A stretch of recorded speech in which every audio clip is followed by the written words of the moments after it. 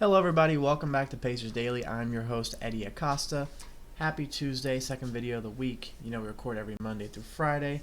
So hit that like and subscribe button for more of this content. Talk about the Pacers every day. Let's get straight into it right away. Bennedict Mathurin against the Spurs was an absolute different breed. 31 points in 23 minutes, 11 of 12 shooting. Perfect from the three-point line, perfect from the free throw line. Just exactly what we want to see from Bennedict Mathurin. Now, he was picked 6th overall in 2022. Draft that featured some very good players. And he hasn't fully lived up to his potential just yet, and that's not fully on him. Now, the rotation had him in the bench more than anything. But whenever he's gotten a chance to really shine, he plays at his best level. Now, obviously, there's the moments that, like in the finals when he missed all those free throws, or just some games where he's very inconsistent. That happens. You know, he's 23 years old. Still has a lot to develop, a lot to learn, and just, overall improve his game as much as he can. But this game was kind of a preview of what he can do in the regular season. Now, all he played was 23 minutes. Imagine he plays a full 30, 35 minutes in that game. That could have been 40. That could have been a 50 bomb. Just because of the way he was playing, the way he was shooting, hitting that 33-foot buzzer beater. Just an absolutely amazing game from Mathurin. Very happy to see him play that well. So just, season starts in a week and a half for the Pacers. Really hoping he just jumps out and has that all-star level season, because that would just show everyone that we made the right decision in 2022 and drafted him. And he's been great. He's been absolutely amazing. The games where he has been the best player on the court, some games where could be a little bit better, but just hoping for a very consistent starting season from him this year, and everything can go smoothly. Now, we're going to talk about stuff that isn't fully the best. Pacers are once again dealing with existential amount of injuries, just like we always do. First things first, Johnny Furphy suffered an ankle injury against the Thunder. At the moment, it's looking day to day, so he could be back for the beginning of the regular season, but the start of the season is in jeopardy for Furphy. But, I talked about it last episode. I think Furphy has potential to be one of the better rotational pieces on his team. He's still young. He's 20 years old. He is someone that we've seen some of the craziest highlight reels this offseason. Dunk after dunk after dunk. Great three-point shooter, developing on defense. Just someone that we pretty much stole in the second round.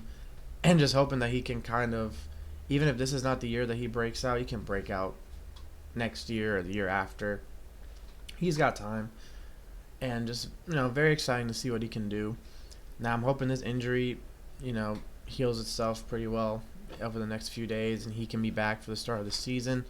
If not, we will have to wait for his sophomore year debut just a little bit after.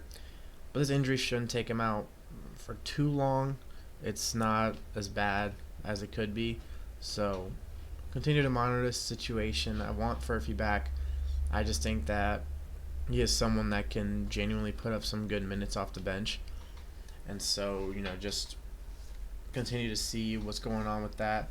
But it's not the only injury that happened during the Thunder game that had someone out.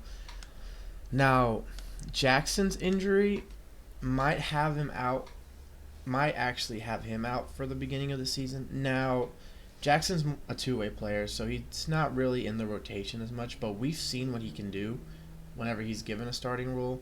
Back when we had a lot of injuries, Jackson started a game. Best game he has ever played. And just, we know what he's capable of. We know how important or integral he can be in the lineup if he actually gets the chance. Just someone who always plays to his opportunities, kind of like Ray J. Dennis. But, Jackson has the capabilities of being the backup point guard if McConnell's out. We have a lot of different people to work with right now. But he's on that two-way, so he's most likely going to just be playing with the Noblesville Boom. But, this hamstring injury is going to keep him out a bit. there's been a lot of hamstring injuries and just injuries overall, and not just the NBA, but the NFL, WNBA, and just sports leagues in general have just skyrocketed recently. And it's kind of frustrating to see just because, just this season alone, we got Halliburton out for the season. We got Tatum out for the season. We got Lillard out for the season. We got Van Vliet out for the season. Thomas Sorber out for the season. Kyrie's out till March.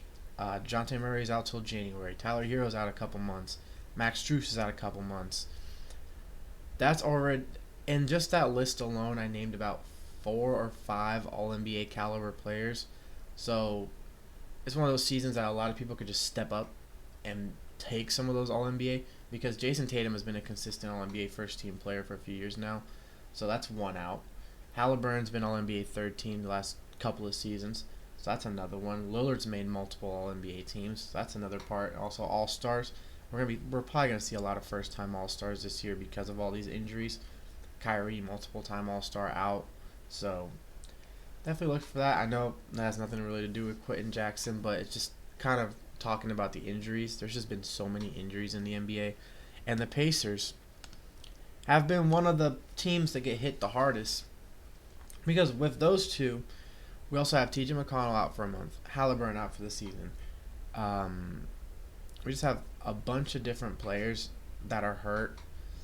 Cam Jones is still out with his back injury. We don't know if he's going to be back by the time the season starts. He should be back after training camp ends, but hoping that's sooner rather than later, just to see what he can do. But overall, we've been dealing with some injuries. Hopefully nothing too crazy. All these players, besides McConnell and Halliburton, should hopefully be back by the time the season starts. Also, Ben Shepherd's been dealing with his injury too. He's been dealing with some injuries over the past couple of years.